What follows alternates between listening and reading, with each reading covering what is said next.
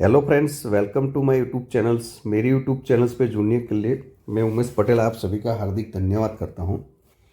आज हम बात करेंगे कि मैरिज लाइफ जो होती है उसमें कई बार क्या होता है कि वैवाहिक जीवन अच्छा नहीं चलता और बहुत सारे क्वेश्चन आते रहते हैं, लड़ाई झगड़ा, कोई बार डाइवोर्स हो जाना, वो सारी चीज़ होती है।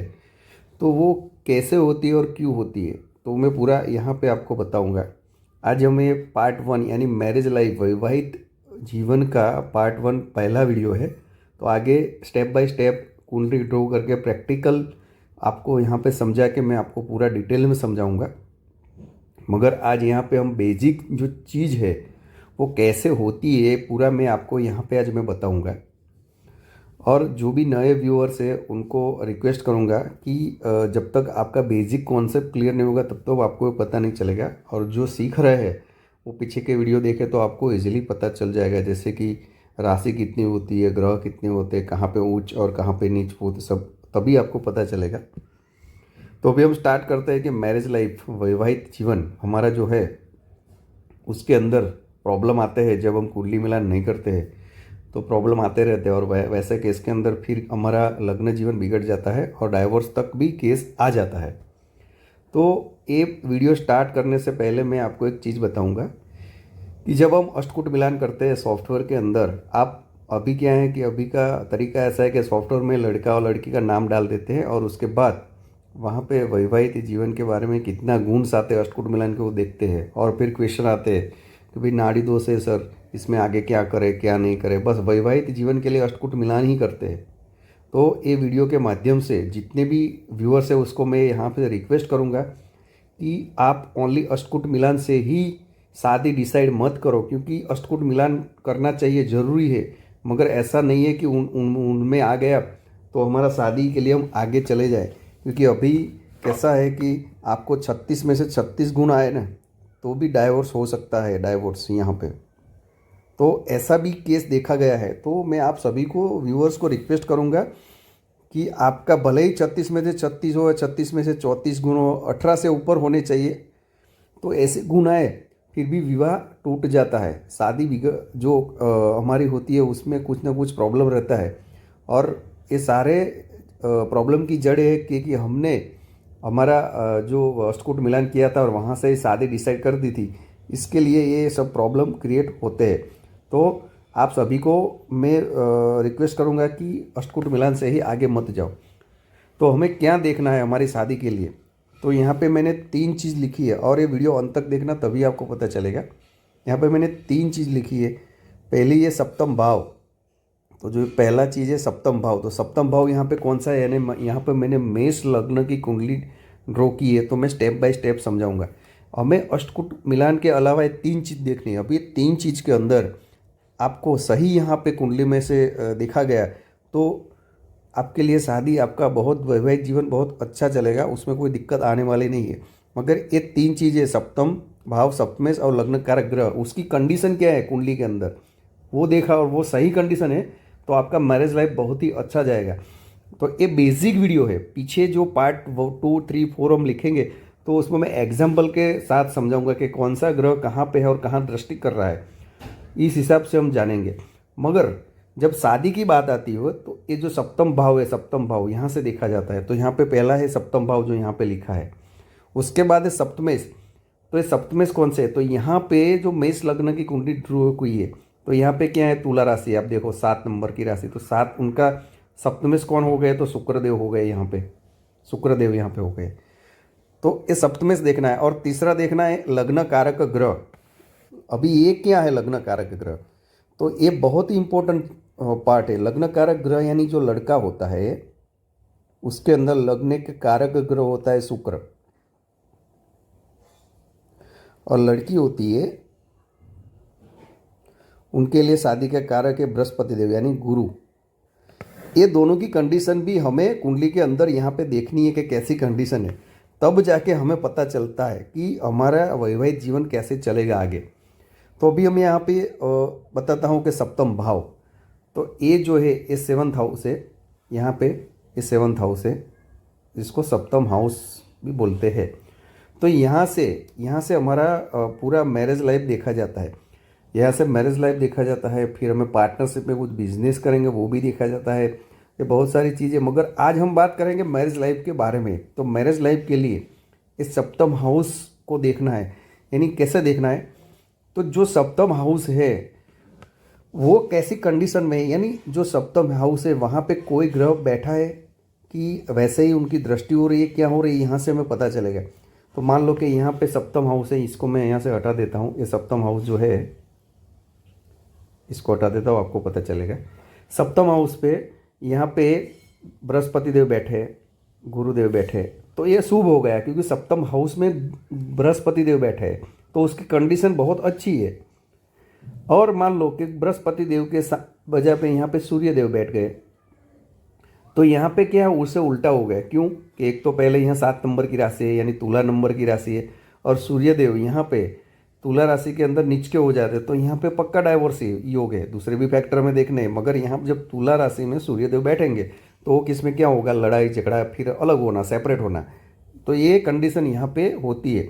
तो सप्तम हाउस का मैंने आपको एग्जाम्पल दिया। कौन सा ग्रह बैठा है, यहाँ शुभ ग्रह बैठा है, नैसर्गिक शुभ ग्रह। जैसे कि नैसर्गिक शुभ ग्रह है बुध है, गुरु है, शुक्र है। ऐसे कई लोग बुध को नहीं मानते, मगर गुरु और शुक्र नैसर्गिक शुभ ग्रह, मगर बुध को भी यहाँ पे हम गिनते हैं। तो ऐसे कोई शुभ ग्रह बैठे हैं तो वैसी कंडीशन में क्या होता है कि सप्तम हाउस बहुत अच्छी कंडीशन में हो जाता है। तो ये 3 चीज़ के अंदर हमने पहली बात किया सप्तम हाउस। तो ये 3 चीज़ को हम डिवाइडेड करेंगे 100 से। आपको मैं एक एग्जांपल बताता हूँ यहाँ से। तो यहाँ पे 33% पॉइंट समथिंग आएगा। तो हमें क्या करना है कि एक तो पहला हमने देख लिया 3% यहाँ पे ओके हो गया। मगर यहाँ पे जब कोई पाप ग्रह बैठता है तो ये कंडीशन यहाँ पे ख़राब हो जाती है। यहाँ पर 33% जो लिखा है वो भी पॉजिटिव साइन है, हमारे लिए अच्छा है। मगर जब कोई पाप ग्रह बैठता है तो नेगेटिव साइन में चला जाता है, यानी सप्तम हाउस दूषित हो जाता है। उसके बाद है सप्तमेश। तो सप्तमेश में अंदर क्या होता है कि जो सप्तम हाउस मिला है, तो यहाँ से मैं उसको हटा देता हूँ तो आपको पता चलेगा।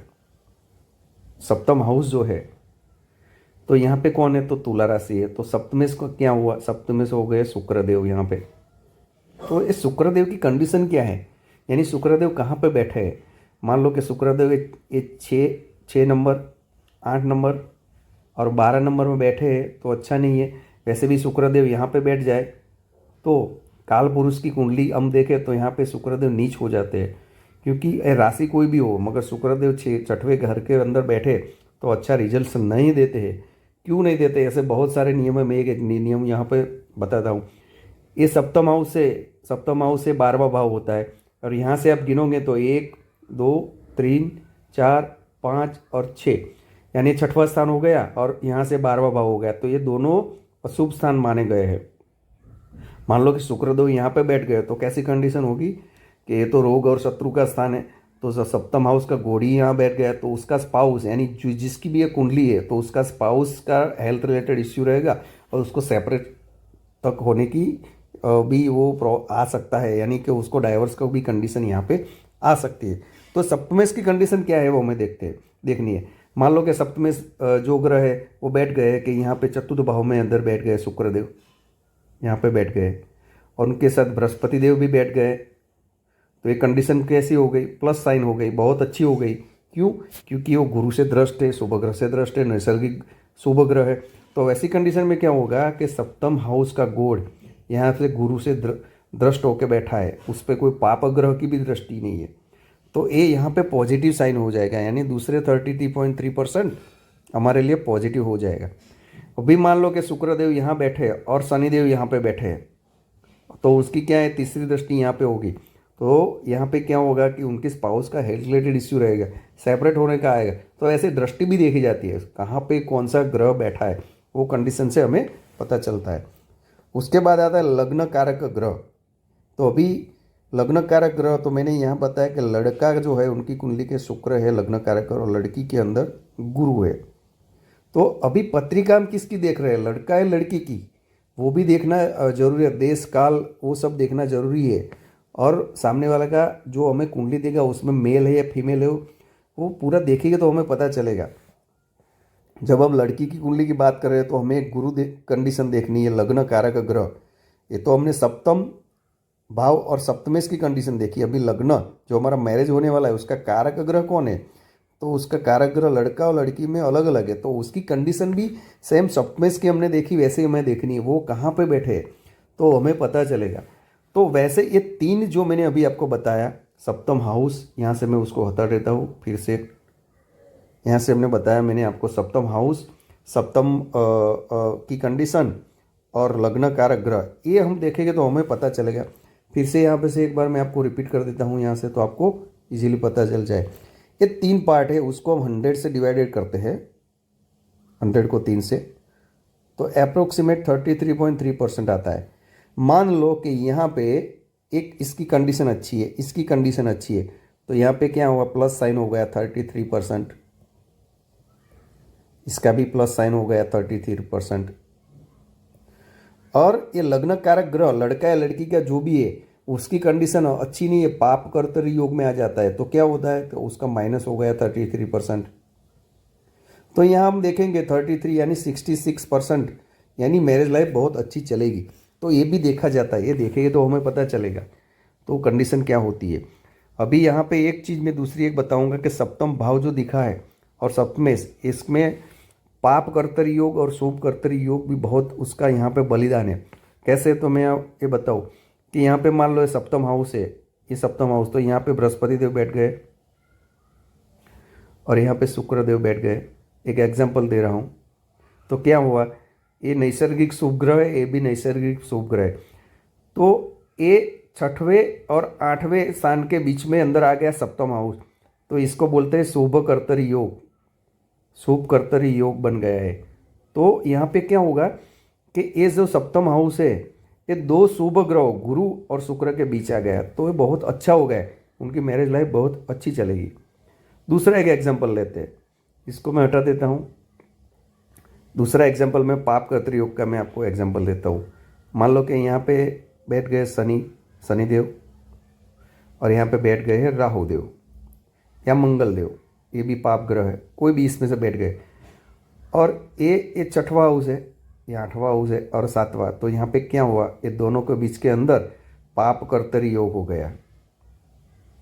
तो वैसी कंडीशन के अंदर ये दो पाप ग्रहों के बीच के सप्तम हाउस से फंस गया, तो वैसी कंडीशन के अंदर डाइवोर्स योग होने की नौबत आ सकती है। तो ऐसे तीन चीज़ हमें देखनी है, आगे भी रूल से मैं आपको बताऊंगा। यहाँ पे इतने तीन हमने देखे तो हमको एक बेसिक हमारा कॉन्सेप्ट क्लियर होगा। तो हमें क्या करना है, ये जो तीन नियम बताए वो हमें पहले देखने हैं। दूसरा ये फर्स्ट थिंग है। दूसरा थिंग है अष्टकूट मिलान, अष्टकूट मिलान हमें देखना है, वो भी शादी का पार्ट है, मगर ये अष्टकूट मिलान से ही शादी तय नहीं करनी है, ये भी देखना है तीन जो मैंने बताया, तभी जाके हमें पता चलेगा कि हम शादी के लिए आगे जाएंगे तो हमारा वैवाहिक जीवन कैसा रहेगा। तो मित्रों आगे अभी हम दूसरा पार्ट में देखेंगे कि तलाक डाइवोर्स की परिस्थिति क्यों आती है। 36 में से 36 गुण है फिर भी आ जाती है, तो ऐसे देखा जाता है और ऐसे आप देखोगे तो आपको पता चलेगा। तो आज मैंने पार्ट 1 के अंदर मैरिज लाइफ यानी वैवाहिक जीवन के अंदर कैसे हमें देखना है पूरा डिटेल्स में आपको समझाया। तो मैं आशा रखता हूँ जो भी मैंने इन्फॉर्मेशन आपको दी है आपको अच्छी लगी होगी तो ये वीडियो को लाइक करना और चैनल को सब्सक्राइब करना। जैसे कि मैं नया कुछ वीडियो अपलोड करूँ तो आपका उसको पॉपअप विंडो आएगा। आभार मित्रों।